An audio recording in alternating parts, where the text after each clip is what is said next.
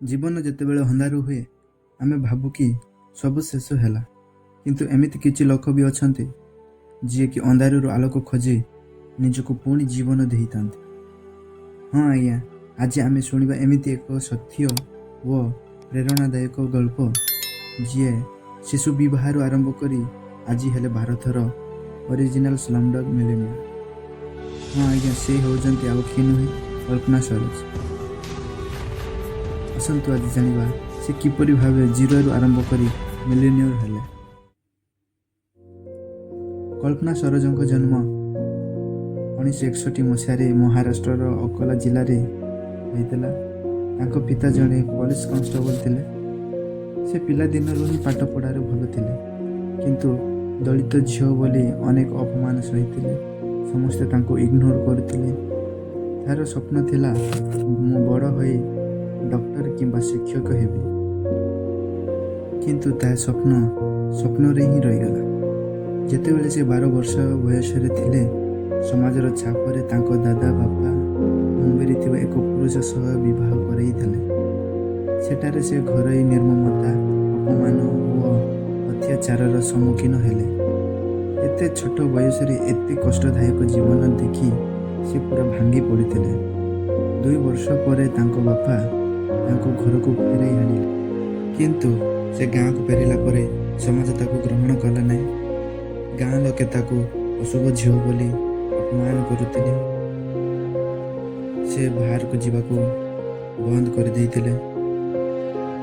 ପ୍ରତିଦିନ ଗାଁ ଲୋକମାନଙ୍କର ଏହି ଅପମାନ ସହି ନ ପାରି ଦିନେ ସେ ଆତ୍ମହତ୍ୟା କରିବାକୁ ମଧ୍ୟ ଚେଷ୍ଟା କଲେ, କିନ୍ତୁ ତାଙ୍କ ବାପାଙ୍କ ପ୍ରୟାସରେ ସେ ବଞ୍ଚିଗଲେ। ସେହିଦିନ ସେ ଗୋଟିଏ ନିଷ୍ପତ୍ତି ନେଲେ, ଯଦି ମୁଁ ବଞ୍ଚିବି ତେବେ ନିଜ ଇଚ୍ଛାରେ ବଞ୍ଚିବି। 1978 ମସିହାରେ ସେ ପୁଣି ମୁମ୍ବାଇ ଫେରିଲେ। ଏଥର ସେ ନିଜେ ନିଜ ଜୀବନକୁ ଲଢ଼ିବାକୁ ନିଷ୍ଠା କଲେ। ସେ ଏକ ଟେଲରିଂ ଦୋକାନରେ କାମ ଆରମ୍ଭ କଲେ। ଦିନକୁ ମାତ୍ର 60 ଟଙ୍କା ରୋଜଗାର କରୁଥିଲେ। ଆସ୍ତେ ଆସ୍ତେ ସେ ସିଲେଇ ଶିଖିଲେ, ଟଙ୍କା ଜମା କଲେ ଓ ଗୋଟିଏ ଛୋଟ ସିଲେଇ ମେସିନଟିଏ କିଣିଲେ। ସେ କିଣିଥିବା ମେସିନ ସହ ନିଜର ଗୋଟିଏ ଦୋକାନ ଆରମ୍ଭ କଲେ।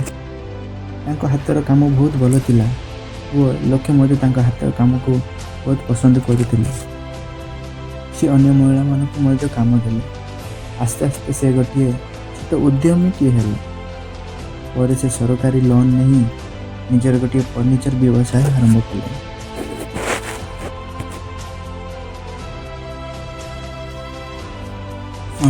ଦଶକରେ ସେ ଜାଣିଲେ ଯେ କମ୍ପାନୀ ଟ୍ୟୁବ୍ସ ପ୍ରାଇଭେଟ ଲିମିଟେଡ ନାମକ ଏକ ବଡ଼ କମ୍ପାନୀ ଋଣରେ ବୁଡ଼ି ଯାଉଛି।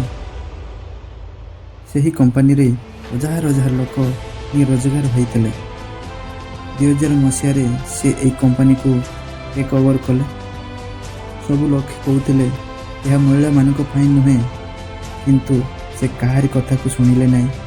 ସେ ହାର ମାନିଲେ ନାହିଁ। ନିଜର ବୁଦ୍ଧି ଓ ସତ୍ୟ ନିଷ୍ଠାରେ 6 ବର୍ଷ ମଧ୍ୟରେ ଏହାକୁ ନବଜୀବନ ଦେଲେ। 2006ରେ କମ୍ପାନୀ ଟ୍ୟୁବ୍ ପୁଣି ଲାଭରେ ଚାଲିଲା। ସେ ହେଲେ ଏହାର ଚେୟାରପର୍ସନ ଆଣ୍ଡ CEO। ଆଜି କଳ୍ପନା ସରୋଜଙ୍କ ନିଜର ଗୋଟିଏ କମ୍ପାନୀ ଅଛି, କମ୍ପାନୀ ଟ୍ୟୁବ୍ସ, କଳ୍ପନା ବିଲ୍ଡର୍ସ, KS କ୍ରିଏସନ୍ ଇତ୍ୟାଦି। ତାଙ୍କ ଉଦ୍ୟମିତା ଓ ସମାଜ ସେବା ପାଇଁ ଭାରତ ସରକାରଙ୍କ ଦ୍ୱାରା ପଦ୍ମଶ୍ରୀ ପୁରସ୍କାର ମଧ୍ୟ ପାଇଥିଲେ। କଳ୍ପନା ସରୋଜଙ୍କ ଜୀବନରୁ ଆମକୁ କ'ଣ ଶିଖିବାକୁ ମିଳେ? ଜୀବନ ଯେତେ ଅନ୍ଧାର ହେଉନା କାହିଁକି, ଆପଣମାନେ ନିଜେ ନିଜର ଆଲୋକ ହେବେ। ଜାତି, ଲିଙ୍ଗ, ଦାରିଦ୍ର୍ୟତା ଆପଣମାନଙ୍କ ସଫଳତାକୁ ରୋକିପାରିବେ ନାହିଁ। ଆଜି କଳ୍ପନା ସରୋଜ ହେଲେ ଭାରତର ଅରିଜିନାଲ ସ୍ଲମଡଗ୍ ମିଲେନିୟର। ସେ ହଜାର ହଜାର ଲୋକଙ୍କୁ ରୋଜଗାର ଦେଉଛନ୍ତି, ମହିଳା ସଶକ୍ତିକରଣର ପ୍ରତୀକ ହୋଇଛନ୍ତି। ଏହା ଥିଲା ଏକ ସତ୍ୟ ଓ ପ୍ରେରଣାଦାୟକ କାହାଣୀ।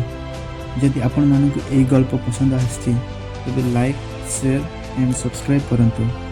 ମୁଁ ଆସୁଛି ପୁଣି ଏକ ନୂଆ ପ୍ରେରଣା